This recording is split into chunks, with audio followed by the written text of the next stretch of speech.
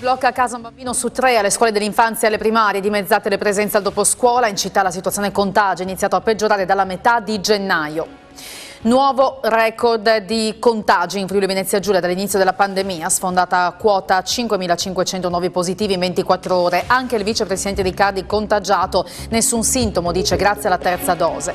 Il caos rincari colpisce anche il Friuli Venezia Giulia, le stelle il prezzo dell'energia e il costo dei carburanti. Il comune di Udine crea un fondo antipovertà, friulani a caccia al risparmio in tutti i settori.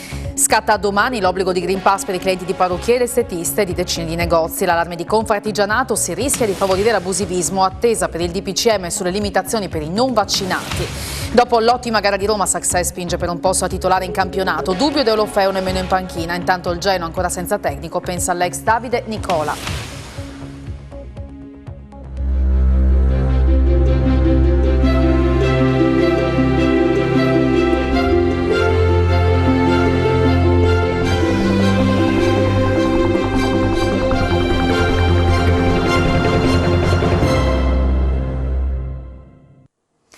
Buonasera da Telefriuli, ben trovati all'appuntamento con il nostro telegiornale. La situazione Covid a Udine, in particolare per quanto riguarda i più piccoli, con un bambino su 3 che è bloccato a casa per quanto riguarda la scuola d'infanzia e le primarie. Dimezzate le presenze al doposcuola per quanto riguarda il capoluogo friulano, in particolare la situazione contagi è iniziato a peggiorare dalla metà di gennaio.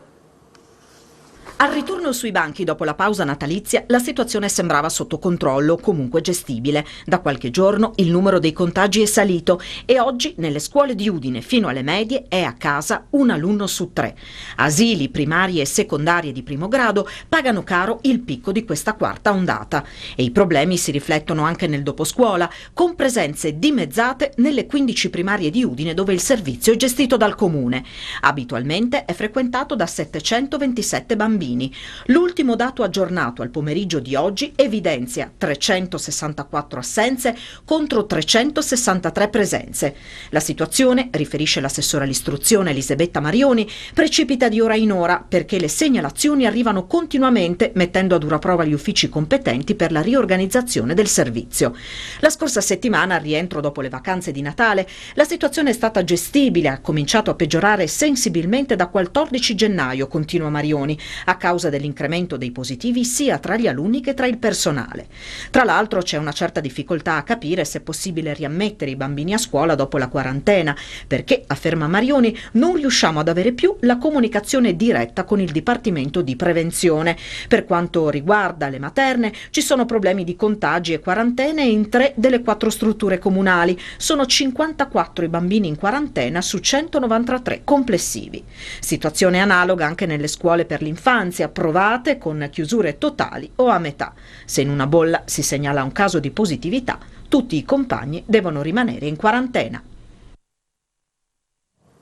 Sardegna e Friuli Venezia Giulia sono le 2 regioni italiane con il maggior numero di studenti in presenza. Nella nostra regione sono il 90,7%, nell'isola il 91,5%. I dati sono stati comunicati oggi dal Ministro dell'Istruzione Bianchi durante l'audizione in Commissione Cultura alla Camera. Ad oggi alle 12 ha affermato il 93,4% delle classi sono in presenza, di questi il 13,1% con attività integrata per singoli studenti a distanza. Le classi totalmente a distanza sono il 6,6%. Il ministro Bianchi ha anche riferito che il personale sospeso per non essere in regola con il vaccino è dello 0,9%. Su un totale di oltre 7.362.000 studenti, gli alunni in presenza sono l'88,4%, per gli infanzi e gli alunni positivi o in quarantena sono il 9%, per la primaria il 10,9%, per la secondaria il numero di studenti in DAD in didattica integrata sono il 12,5%. Bianchi ha fatto sapere che in Friuli Venezia Giulia gli studenti attualmente a scuola sono il 90,7%, se a livello nazionale le classi in quarantena sono il 6,6%, della nostra regione sono il 6,2%. Sentenza storica del Tribunale di Trieste che ha respinto il ricorso presentato da un insegnante della scuola di lingua slovena contro la sospensione adottata dal dirigente scolastico. È la prima sentenza di questo tipo in Italia. La donna inizio anno scolastico si era rifiutata di sottoporsi al tampone in alternativa al vaccino per ottenere il Green Pass. Il ricorso era basato su 3 punti, cioè la mancata competenza del dirigente scolastico, la violazione del regolamento europeo sul Green Pass e su un'eventuale limitazione alla libertà d'opinione. Tutti e 3 i punti sono stati rigettati dal giudice. E guardando la situazione in Friuli Venezia Giulia, è stata sfondata la quota di 5.500 nuovi positivi oggi in regione, con un nuovo record dall'inizio della pandemia. Tra i nuovi positivi c'è anche il vicepresidente della regione con delega alla salute Riccardi, che ha riscontrato la positività a seguito di un tampone eseguito nella mattinata di oggi. Lo ha comunicato lo stesso Riccardi, che ha aggiunto di essere asintomatico e di aver completato il ciclo vaccinale fino alla 3ª dose. Rispondo ai tanti che mi chiedono come sto, ha poi scritto il vicepresidente in un tweet dopo aver saputo della mia positività. Sono asintomatico, sto bene e continuerò a lavorare in isolamento e penso che questa mia condizione sia grazie alla scienza che mi ha consentito, come a tanti, di fare il vaccino. Così ha scritto ancora Riccardi. Ed è stato comunicato l'aggiornamento odierno per quanto riguarda la situazione Covid nella nostra regione. Allora vediamo i numeri nel dettaglio, con 5.514 nuovi contagi, dato che avevamo anticipato tenendo conto dei dati nazionali. Il bollettino regionale sottolinea come siano 42 pazienti in terapia intensiva, 432 quelli negli altri reparti, 10 le vittime, tra queste il più giovane un 58enne di Buia, morto in ospedale. Sono quasi 54.000 le persone in isolamento. Di nuovo minacce al presidente della regione Fedriga, già da settimane sotto scorta per gli attacchi da parte dei Novax. Questa volta le scritte sono apparse nella notte a Reana, sul muro esterno del cimitero della frazione di Vergnacco, prontamente cancellate nella prima mattinata. Solo 2 giorni fa altre scritte erano state esposte a Maiano, all'esterno di un supermercato chiuso. Il ripetersi di atti spregevoli e intimidatori sta caratterizzando quello che è diventato un periodo di intolleranza e vigliaccheria, hanno commentato i consiglieri regionali Mauro Di Bert e di Morandini e Giuseppe Sibau di progetto FVG. Un clima di odio e di tensione che ha coinvolto le comunità di Reana, prosegue Morandini, che di Reana è stato anche vice sindaco e consigliere comunale. I cittadini sono contrari a questo clima di violenza diffuso da questo genere di azioni, ha detto ancora. Slitta di nuovo il DPCM con le limitazioni che dovrebbero scattare per i non vaccinati. Il tema probabilmente verrà affrontato anche nel Consiglio dei Ministri in programma domani sul caro bollette. Intanto il Ministro dell'Istruzione smentisce le voci sullo svuotamento delle classi per i contagi, spiegando che il 93% sta lavorando in presenza. Il DPCM è in fase di cottura, così da Palazzo Chigi. Il lavoro del governo con le nuove regole e limitazioni per l'accesso ai negozi dal 1 febbraio per chi non ha il Green Pass non è così semplice come si prevedeva solamente ieri. Il documento era stato annunciato tra ieri sera e oggi, ma alla fine slitterà ancora di un giorno e verosimilmente il tema verrà affrontato nel corso del Consiglio dei Ministri programmato per domani, anche se manca ancora un orario ufficiale e il programma prevede una discussione sul caro bollette. Oggi sono state avviate le interlocuzioni tra Ministero della Salute e Regioni per superare il sistema a colori. Il presidente della conferenza, Massimiliano Fedriga, mantiene un certo riservo, mentre i colleghi confermano la necessità di mantenere solo la zona rossa, visto che, nel concreto, per i vaccinati tra giallo e arancione non c'è nessun cambiamento. Inoltre, sempre che il DPCM venga varato in tempo, dal 1 febbraio scatteranno ulteriori limitazioni sempre per i non vaccinati nell'accesso ai negozi, che sarà interdetto quasi certamente in quasi tutti i posti, ad eccezione degli alimentari di qualsiasi dimensione, nei negozi per animali e nelle farmacie. Sul tema anche il sottosegretario Andrea Costa si è già pronunciato confermando la necessità di un nuovo sistema di calcolo e di tipologia dei colori. E da domani scatta il Green Pass. Da parrucchiere ed estetiste coinvolte quasi 2.000 attività in regione. Confartigianato stima un calo di fatturato per queste realtà e un incremento del fenomeno dell'abusivismo. Sentiamo un'intervista al presidente Tilatti, che questa sera sarà ospite a Screenshot dalle 19.45. Da domani il Green Pass obbligatorio da parrucchiere e estetiste. Le aziende coinvolte sono circa 2.000, 1.900 e rotti, e per un numero di addetti invece di 4.000. Da domani, diciamo, c'è questa ulteriore incombenza che credo che dopo che a queste attività avevano già applicato per conto loro tutti i dispositivi di sicurezza simili a quelli dei sanitari, credo che questa sia un'incombenza che non fa altro che rendere ancora questo lavoro più complicato. Calo di fatturato vicino al? Ma il nostro ufficio studi presume dal 5 al 10%, ma credo che alla fine ci sarà sicuramente un danno, ma anche un danno sotto il profilo psicologico, perché queste categorie hanno molto dato e oggi si trovano a affrontare ancora un problema ancora più complicato. C'è il rischio abusivismo? Beh, credo che questo per quelli che non si vaccinano, che non hanno il Green Pass, chiaro, questi si rivolgeranno a forme alternative, diciamola così.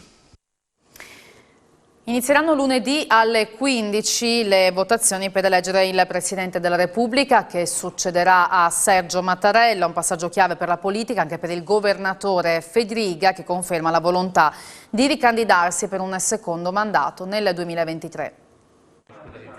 La poltrona di presidente della regione alla fine piace a Massimiliano Fedriga, diventato governatore quasi per caso, non tanto per i voti conquistati, il numero più alto nella storia dell'elezione diretta del presidente, quanto per la candidatura arrivata grazie a una forzatura di Ferruccio Saro, oggi non più alleato, ma all'epoca decisivo con i famosi trattori al comizio di Salvini. Oggi Fedriga ha messo nero su bianco con il Corriere la volontà di correre per un secondo mandato, anno 2023. Lo aveva già detto a Telefriuli alla conferenza di fine anno, ma verba volant, scripta manet. Ovviamente, sempre che le urne lo premino nuovamente, ma anche su questo, sondaggi alla mano e dando per scontato che un anno in politica è un'era geologica, sembra un percorso non troppo complesso, visto il vuoto a sinistra dove nessuno ha il coraggio di fare un passo.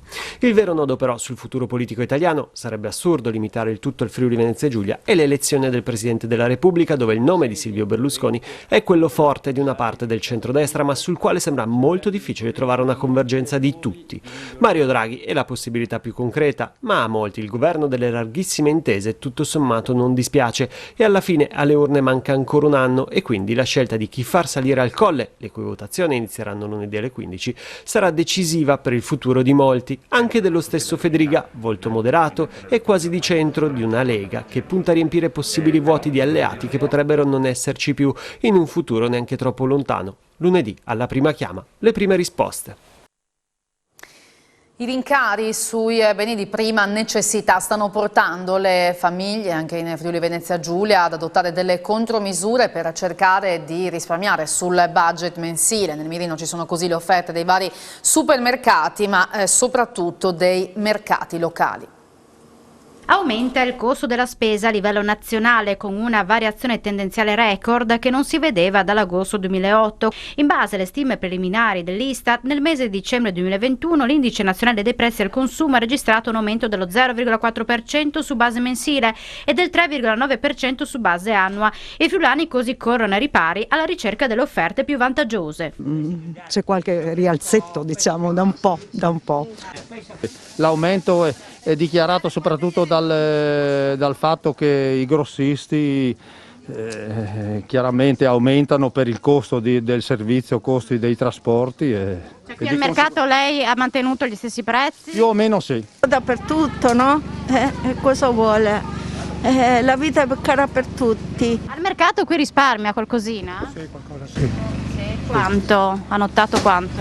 Beh, sempre meno che no, diciamo così, altri posti. Prende più che altro frutta, carne? Frutta, solo frutta, sì, carne, mamma mia, chi la prende? Carne troppo costosa. Mamma mia, sì, Abbiamo cercato di mettere su un minimo sindacale. Ha fatto la spesa al mercato e cosa ha comprato? Arance, la zucca sottovuoto per fare il risotto e pomodorini, i piccadilli. Lei pensa di risparmiare quel mercato? No. È tutto aumentato anche il mercato? No, ma però penso sia un pochino più buono di quello che si trova nei supermercati, quelli di grande distribuzione. E il nuovo anno è iniziato anche con un rialzo dei prezzi del carburante. Dal 1° gennaio è aumentato il costo della miscelazione dei biocarburanti. Gli automobilisti cercano i distributori più convenienti, questo anche attraverso le nuove applicazioni smartphone. E caccia al distributore più economico. Ormai gli automobilisti, anche grazie alle nuove app per smartphone, riescono a conoscere in modo rapido i prezzi dei carburanti praticati dai distributori sparsi sul territorio. Applicazioni di questo tipo sono utili per combattere il caro benzina perché offrono all'automobilista l'informazione più importante, dove i carburanti costano meno. È l'unico distributore che praticamente fa meno di tutti in zona. Quindi lei viene sempre qui? Sì, di solito sì. Da altre parti ha visto che è aumentata? Sì, da tutte le altre parti sono quei 3-4 centesimi di più. E quindi insomma in un pieno si risparmia? Sì. Dato anche il diesel, se ne è accorto? Certo, Di quanto rispetto agli scorsi anni? di molto. Trova un risparmio in questo distributore? In questo distributore certamente è un notevole risparmio. Io sono di Spilimbergo e a Spilimbergo costa di più la benzina e visto che vengo all'università qua poi faccio benzina qua. È il pieno qui, anche perché hai notato soprattutto in quest'ultimo periodo un aumento? Sì, un aumento, sì. È aumentato. Quanto? In un pieno settimanale, quanto noti tu l'aumento? Non so, però diciamo che faccio benzina ogni 2 settimane, faccio sempre 50 euro e ultimamente mi dura un po' di meno. Risparmi qualcosina qui? Qualcosina, ma ormai pochissimo praticamente. 1,59. Hai visto che anche nel diesel è aumentato? Sì. E restando in tema, a Udine sarà creato un fondo per aiutare economicamente le famiglie messe in difficoltà dal caro bollette. Il caro bollette incombe sulla vita di centinaia e centinaia di famiglie udinesi già provate o in difficoltà a causa dell'aumento dei prezzi che dal pane alla benzina sta pian piano stravolgendo il costo di prodotti e servizi anche di prima necessità. Proprio per venire incontro ai nuclei familiari esclusi dagli aiuti messi in campo dal governo Draghi, il comune di Udine ha deciso di creare al più presto un fondo di risorse da destinare al bacino di cittadini che si collano al di sopra della soglia di povertà. Durante l'ultimo consiglio comunale, infatti, l'Aula ha votato all'unanimità l'ordine del giorno presentato dal capogruppo di Progetto Innovare Federico Pirone, volto ad evitare che questi nuclei scivolino nelle difficoltà e nell'indigenza. Il meccanismo per accedere al plafond comunale sarà messo a punto dall'amministrazione insieme al servizio sociale professionale dell'ambito, con il coinvolgimento delle realtà associative impegnate nel contrasto alla povertà come Caritas, Croce Rossa, Società di San Vincenzo de Paoli, Consiglio Centrale di Udine e altre. Il caro bollette e i rincari previsti nel primo trimestre 2022, sottolinea Pirone, sono solo le ultime emergenze in un quadro economico-sociale già indebolito dalla pandemia e dal precariato. Al fondo, precisa il consigliere, dovranno poter accedere urgentemente tutti quei nuclei familiari residenti che necessitano di un aiuto economico. C'è una frenata sulla riduzione a 5 giorni della quarantena per i positivi sintomatici perché mancano ad oggi sufficienti evidenze scientifiche e rimodulazione del contact tracing con l'obiettivo di focalizzarlo sui sintomatici visto l'aumento dei contagi. Secondo quanto si apprende sono i punti sui quali oggi si è raggiunta una prima condivisione nel tavolo fra Ministero della Salute e Regioni, tavolo che si è aggiornato poi alla prossima settimana per arrivare a decisioni finali operative. C'è stata disponibilità inoltre a un aggiornamento per il conteggio dei positivi ricoverati, non includendo chi è entrato in ospedale per altre patologie.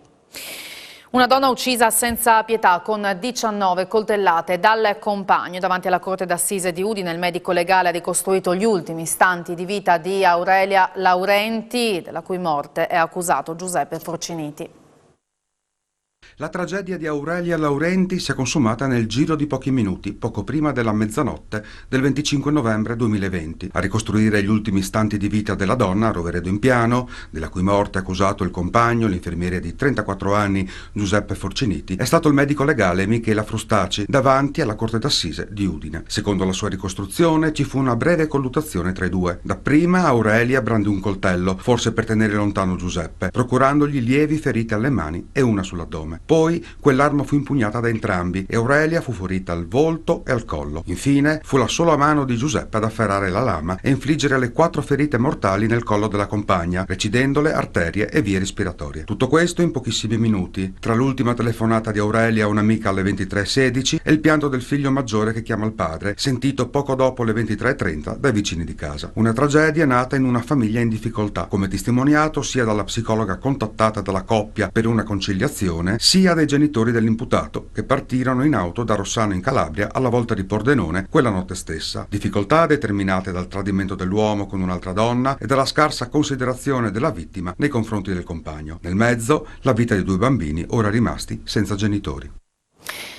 Raffica di denunce per cacciatori che hanno abbattuto o detenuto diversi esemplari di avifauna protetta. Sorpreso a San Giovanni al Natisone mentre impiega mezzi non consentiti per catturare gli uccelli. A Martignaco, nei guai un cacciatore che ha usato un richiamo acustico elettromeccanico non consentito per la caccia. Denuncia poi nel Tarcentino di un uomo trovato in possesso di fauna protetta e infine a San Leonardo nei guai una persona per furto aggravato, per aver esercitato illegalmente l'uccellagione e per aver detenuto esemplari di fauna protetta utilizzando richiami acustici.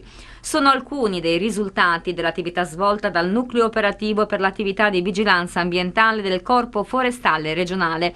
Si aggiungono 5 deferimenti di cacciatori che hanno abbattuto specie avicole non consentite, sequestrati fucili, munizioni e animali uccisi illegalmente, contestate violazioni per la caccia abusiva in riserve, violazioni relative al tesserino venatorio, per caccia senza licenza, detenzione di reti e trappole. Non era cascame di tabacco, ma tabacco da fumo, e così oltre 30 tonnellate di prodotto sono state sequestrate nel porto di Trieste, 2 persone denunciate. 30 tonnellate di tabacchi lavorati esteri provenienti dal Malawi e destinati all'Italia sono state intercettate in totale evasione dell'accisa dall'Agenzia delle Accise, Dogane e Monopoli e dalla Guardia di Finanza nel porto di Trieste. L'ingente partita di tabacco sfuso era stata temporaneamente introdotta in un magazzino nel punto franco Giuliano. Nella documentazione la merce era classificata come cascame di tabacco, quindi non gravato da accisa. Una successiva analisi organolettica e della cosiddetta fumabilità del prodotto hanno confermato la reale classificazione in tabacco da fumo, utilizzabile anche per la produzione di sigarette del tipo cheap white, quindi sottoposto a imposizione fiscale. È scattato il sequestro penale. Se immesso sul mercato il prodotto avrebbe causato un danno erariale superiore ai 5 milioni di euro. 2 persone residenti in Turchia sono state denunciate alla procura per tentato contrabbando aggravato di tabacchi lavorati esteri. Mondo dell'aviazione locale in lutto per la morte del pilota triestino Francesco Pegan, portato via prematuramente a 43 anni da un male incurabile. Era un imprenditore di grande intuito, amministratore a Trieste di Qui Conviene, una farmacia online aperta nel 2018 che lavorava appunto su internet per il mondo del volo. Sono Jean-François Lacloche, ricordava orgoglioso agli amici, lui che era solito immortalare alcuni scorci suggestivi della regione durante i suoi sorvoli, fotografie spesso poi riprese dai siti di informazione regionale, tra i suoi scatti molti dedicati a Palmanova, che era uno dei suoi obiettivi preferiti da immortalare. Trasporto pubblico locale con corse a singhiozzo nel Friuli occidentale. Su poco meno di 200 autisti, ATAP deve fare i conti ad oggi con 45 assenze. Un autista di ATAP su 4 è a casa. Tra i pochi senza Green Pass e i molti contagiati o in quarantena, il servizio del trasporto pubblico locale nel Friuli occidentale vive alla giornata. Corse soppresse e salti mortali per effettuare quelle garantite sono ormai la norma, con conseguenti disagi all'utenza. Oggi per Pordenone sono circa 195 autisti in servizio all'ATAP, ce ne sono 45 assenti per Covid, chi da quarantena, chi da contagio. I Novax sono bassissimi, nel senso che abbiamo solo 5-6 Novax, non di più all'interno di ATAP. Oggi ATAP sta garantendo il più possibile i servizi delle scuole, ospedali, diciamo così, i cosiddetti servizi garantiti, sta tagliando alcuni servizi, quelli meno essenziali, quindi le corse del notturno e le corse quelle di prima mattina, perché purtroppo le corse vengono messe fuori giorno per giorno, non c'è una programmazione perché si fa il conteggio col bollettino medico tutte le mattine. Non va meglio sul fronte dei corrieri, anch'essi ridotti all'osso, e così merci e pacchi non arrivano puntuali. Oggi la fornitura di magazzini, dell'alimentare e quant'altro, anche quella soggetta al problema della pandemia, che le merci hanno ritardi. Abbiamo anche problemi addirittura sull'e-commerce, ci sono tantissimi driver ammalati e quindi anche lì la questione delle consegne, l'Amazon Prime che eravamo abituati a cliccare la mattina e avere il pacco la sera, sta avendo alcuni disservizi. Andiamo a Basaldella, dove questo pomeriggio è stata demolita la vecchia cisterna aerea.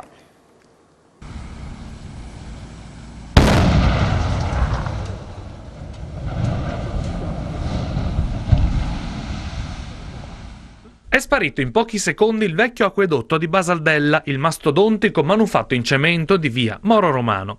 L'abbattimento controllato è stato effettuato da una ditta di Parma per volontà del CAFC, con la caduta della torre nell'unica direzione libera da abitazioni.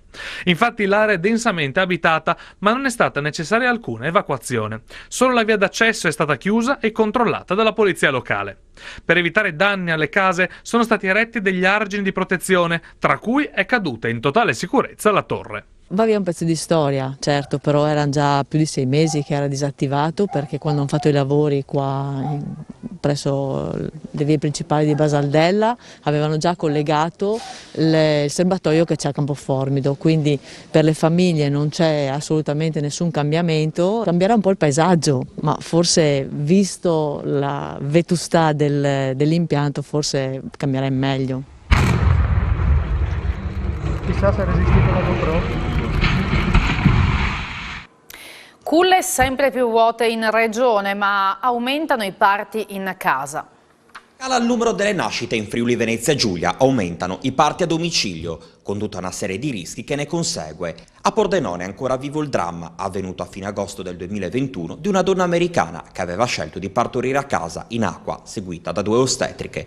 Qualcosa era andato storto, subito dopo la nascita il cuore della bimba aveva smesso di battere. Vani erano stati tentativi di rianimarla, probabilmente in un contesto diverso le cose sarebbero andate diversamente. Partorire a casa rappresenta un rischio, perché nella gran parte dei casi i parti vanno bene, però la legge dei grandi numeri dice che su 1000 parti 10 hanno bisogno di un qualche tipo di rianimazione, una rianimazione che può essere anche intensiva. I consigli di Dall'Amico sono puntuali.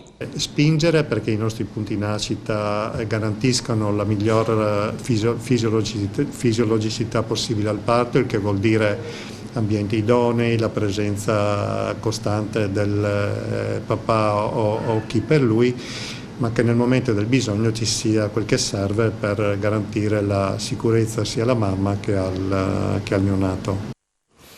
Il punto sulla situazione in casa udinese, con i dubbi di Cioffi dopo le ottime prestazioni di alcuni elementi nella gara di ieri dell'Olimpico contro la Lazio, con Deulofeu che non era nemmeno in panchina. Success si prenota per un posto da titolare contro il Genoa, che è ancora alla ricerca dell'allenatore in polce, l'ex anche udinese Davide Nicola. Di questo e altro si parla tra poco a Sport FVG. Grazie per aver seguito il nostro telegiornale, buon proseguimento di serata, arrivederci.